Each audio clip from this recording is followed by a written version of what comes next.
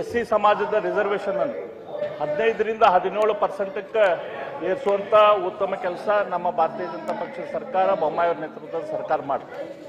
ಆ ಸಂದರ್ಭದಲ್ಲಿ ನಮ್ಮ ಮುಖ್ಯಮಂತ್ರಿಗಳೇ ಹೇಳಿದರು, ಸಿದ್ದರಾಮಯ್ಯನವರು ಈಗಿನ ಮುಖ್ಯಮಂತ್ರಿಗಳು ಆಗಿನ ವಿರೋಧ ಪಕ್ಷದ ಧುರೀಣರು 17% ಆಗೇ ಇಲ್ಲ, ಕಾನೂನು ಪ್ರಕಾರ ಇದು ಸಾಧ್ಯನೇ ಇಲ್ಲ, ಭಾರತೀಯ ಜನತಾ ಪಾರ್ಟಿ ಇದನ್ನು ಸುಳ್ಳು ಹೇಳ್ತೈತೆ ಅಂತ ಇಡೀ ರಾಜ್ಯದ ತುಂಬ ಅವ್ರು ಪ್ರವಾಸ ಮಾಡ್ಕೊಂತ ಹೇಳಿದರು.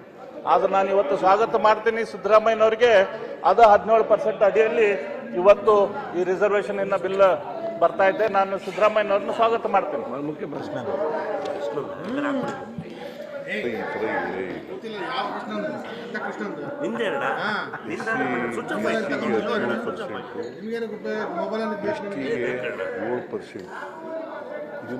ಇದಕ್ಕೆ ವಿರುದ್ಧವಾಗಿ ನಾನು ಹೇಳೇ ಇಲ್ಲ. ನೀವು ತಪ್ಪು ಮಾಹಿತಿನ ಕೊಡಬಾರ್ದು. ಎಲ್ಲಿ ಹೇಳಿದ್ದೀನಿ? ಎವಿಡೆನ್ಸ್ ಕೊಡ್ತೀರಾ? ನೀವು ವಿರೋಧವಾಗಿ ಹೇಳಿಲ್ಲ, 15ರಿಂದ 17% ಮಾಡೋದ್ರ ವಿರೋಧವಾಗಿ ಹೇಳಿಲ್ಲ, ಆದ್ರೆ ಇದು ಕಾನೂನು ಪ್ರಕಾರ ಆಗಿಲ್ಲ ಅಂತ ಹೇಳಿದ್ರು.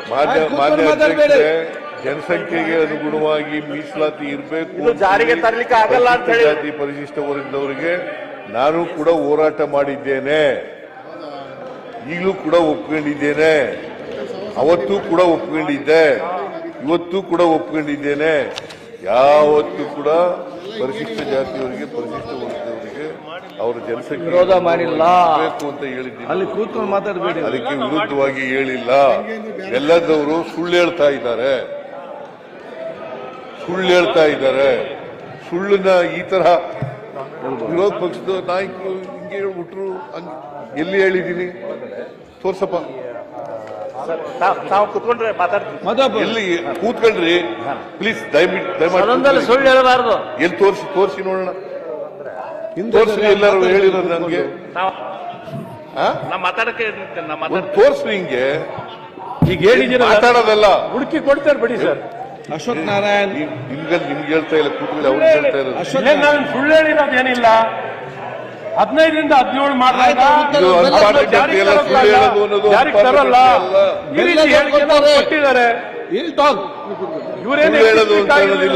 ನಾನು ಸನ್ಮಾನ್ಯ ಸಿದ್ದರಾಮಯ್ಯನವರು ಅವ್ರ ಸರ್ಕಾರದಲ್ಲಿ ಪರಿಶಿಷ್ಟ ಜಾತಿಯವರು ಸರ್ಕಾರದಲ್ಲಿ ಮಾಡಿದ್ದೀವಿ. 17% ಇದ್ದಾರೆ.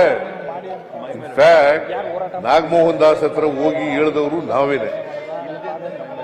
17 ಮಾಡಿ ಅಂತೇಳಿ ಹೇಳಿದವರು ನಾವೇನೆ. ಸರ್ಕಾರದಲ್ಲೇ ಮಾಡ್ಬೋದಿತ್ತಲ್ಲ, ಯಾಕೆ ಮಾಡಿರಲಿಲ್ಲ?